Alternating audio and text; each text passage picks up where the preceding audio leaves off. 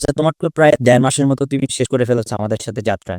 এই ১.৫ মাসে তুমি আহ কি পেয়েছো এবং তোমার কাছে কেমন লাগছে অভিজ্ঞতাটুকু আমাদের এই মাসাহের সাথে?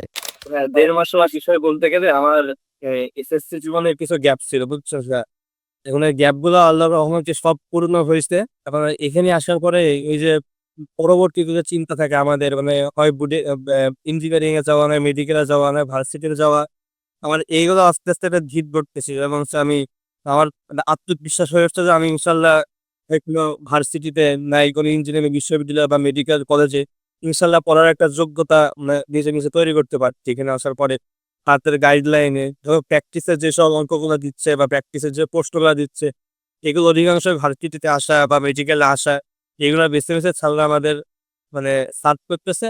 এই জন্য বলা যায় মানে আস্তে আস্তে পড়াশোনার একটা ভিত সুন্দর একটা ভিত গড়ে উঠতেছে একটা।